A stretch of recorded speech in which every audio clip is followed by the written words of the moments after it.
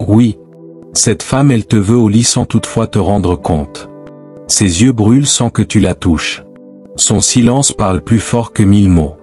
Des femmes mariées qui sourient, mais dont le cours crie en secret. Tu crois que c'est juste de la gentillesse. Tu crois que c'est de l'amitié. Mais parfois, c'est bien plus que ça. Dans cette vidéo, on va plonger ensemble dans les 5 comportements cachés d'une femme mariée qui te veut dans son lit, sans jamais te le dire clairement.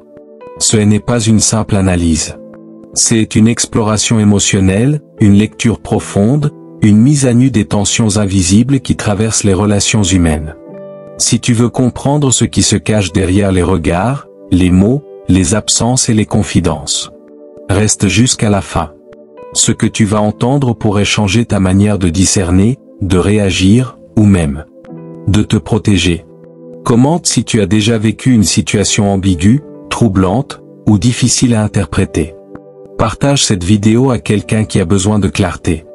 Et surtout, abonne-toi. Parce que chaque semaine, on va décortiquer ensemble les dynamiques relationnelles, les tensions spirituelles, et les vérités que personne n'ose dire. Prépare-toi. Ce n'est pas juste une vidéo. C'est une expérience de discernement. Une plongée dans l'âme humaine. Une révélation silencieuse. Qui pourrait bien te surprendre. Partie 1. Hyperprésence subtile mais constante. Quand la proximité devient un langage silencieux de désir. Lecture comportementale. Une femme mariée qui te veut dans son lit ne va pas toujours exprimer son désir de manière frontale. Elle sait que les enjeux sont lourds, fidélité, image, culpabilité, conséquences. Alors, elle opte pour une stratégie plus fine, plus insidieuse, la présence répétée, mais jamais trop évidente. Elle devient une ombre familière. Tu la croises par hasard dans des lieux où elle n'a aucune raison d'être. Elle connaît ton emploi du temps sans jamais te le demander directement. Elle multiplie les prétextes. Une question anodine, un conseil à demander, une remarque sur un sujet que vous avez en commun. Tout devient une excuse pour te parler. Elle laisse un filtre dans ton quotidien. Elle commente tes publications, elle réagit à tes stories, elle te répond tard le soir, quand les barrières sont plus faibles. Cette hyperprésence n'est pas envahissante. Elle est dosée, calculée, presque artistique. Elle cherche à créer une habitude émotionnelle, que tu t'attendes à elle, que tu remarques son absence, que tu ressentes un manque quand elle ne t'écrit pas. Lecture psychologique. Ce comportement traduit souvent une insatisfaction profonde dans sa vie conjugale. Elle ne cherche pas seulement un corps, mais une présence qui la voit, qui la reconnaît, qui la fait exister autrement. Elle peut se sentir invisible dans son couple, réduite à un rôle, mère, épouse, gestionnaire.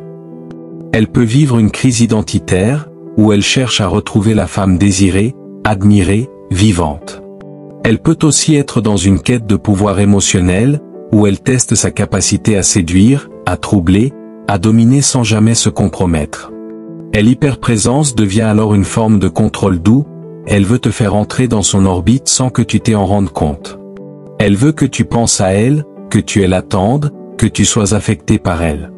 Lecture spirituelle et morale. Ce comportement peut aussi révéler une fracture intérieure. Elle est partagée entre ses valeurs et ses désirs, entre sa loyauté et sa soif de vie. Elle peut se justifier intérieurement, je ne fais rien de mal, je suis juste présente. Elle peut prier pour ne pas aller trop loin, tout en espérant secrètement que tu fasses le premier pas.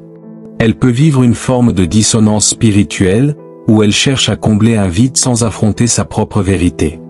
L'hyperprésence devient alors une prière silencieuse, une tension entre le sacré et le charnel, entre l'engagement et l'évasion. Partie 2. Jeu de regard prolongé et ambigu. Quand les yeux parlent ce que les lèvres taisent. Lecture comportementale. Le regard est l'un des outils les plus puissants de la séduction silencieuse. Une femme mariée qui te veut dans son lit ne te dira pas « je te désire », mais elle te le montrera. Et souvent, c'est dans ses yeux que tout commence. Regard prolongé, puis fuite. Elle te fixe quelques secondes de trop, puis détourne les yeux comme si elle avait été surprise par elle-même. Regard qui te cherche. Dans une pièce pleine de monde, ses yeux te trouvent. Elle ne te regarde pas comme les autres. Il y a une intensité, une attente, une tension. Regard qui te lie. Elle observe tes réactions, elle capte tes émotions, elle te scanne comme si elle voulait savoir si tu ressens la même chose. Ces regards ne sont jamais neutres. Ils sont chargés, codés, intentionnels. Ils créent une zone grise où le désir peut exister sans être nommé. Lecture psychologique. Le regard est souvent le premier espace où une femme mariée ose transgresser. C'est un territoire intime, mais socialement acceptable. Elle peut te regarder avec désir sans que personne ne puisse l'accuser. Elle utilise le regard comme un test. Est-ce qu'il comprend? Est-ce qu'il me désire aussi? Elle peut vivre une excitation mentale à l'idée d'être vue comme une femme séduisante, malgré son statut. Elle peut aussi chercher à créer une tension, un jeu de chaud-froid, une danse silencieuse où chacun avance sans se toucher. Le regard devient alors un langage parallèle, un espace de liberté dans une vie peut-être trop cadrée. Lecture spirituelle et morale. Le regard peut aussi être le lieu d'un combat intérieur. Elle sait que ce qu'elle ressent est interdit, mais elle ne peut s'empêcher de te regarder comme si tu étais une réponse à un manque profond. Elle peut prier en silence après t'avoir regardé, demandant pardon pour ce qu'elle ressent. Elle peut se convaincre que ce n'est que du regard, que cela ne va pas plus loin. Elle peut aussi vivre une forme de culpabilité douce, où chaque regard devient une blessure qu'elle ne sait pas comment guérir. Le regard devient alors une fenêtre sur son âme, une tension entre ce qu'elle veut et ce qu'elle croit devoir être. Partie 3. Allusion voilée ou provocation déguisée. Quand le désir se cache derrière l'humour, les sous-entendus et les mots à double tranchant. Une femme mariée qui te veut dans son lit ne va pas toujours te faire une déclaration explicite. Elle préfère jouer avec les mots, les sous-entendus, les blagues à double sens. C'est sa manière de tester les limites, de sonder ton réceptivité, sans jamais se compromettre. Elle te lance des piques légères sur ton charme, ton corps, ton voix, ton style. Mais toujours avec un sourire, comme si c'était juste pour rire. Elle évoque des sujets intimes, séduction, fidélité, fantasme, frustration conjugale, dans des conversations anodines, comme si elle voulait voir jusqu'où tu peux aller. Elle utilise l'humour comme un bouclier. Si tu réagis, elle dira « mais non, je plaisantais ». Alors que son regard dit le contraire. Ce comportement révèle souvent une femme en quête de stimulation mentale et émotionnelle. Elle ne veut pas seulement être désirée, elle veut jouer, tester, dominer subtilement. Elle peut vivre une frustration sexuelle ou affective dans son couple, qu'elle compense par des interactions électrisantes. Elle peut chercher à réactiver son pouvoir de séduction, à se prouver qu'elle peut encore troubler, encore plaire. Elle peut aussi être dans une quête de validation, où chaque réaction de ta part devient une preuve qu'elle existe encore comme femme. Les allusions deviennent alors des flèches émotionnelles, lancées pour voir si elles touchent leur cible. Elle veut te faire réagir, te troubler, te faire penser à elle-même après la conversation. Ces provocations peuvent être le signe d'un tiraillement intérieur. Elle sait que ce qu'elle fait est risqué, mais elle ne peut s'empêcher de jouer avec le feu. Elle peut se dire « je ne fais rien de mal, je parle juste ».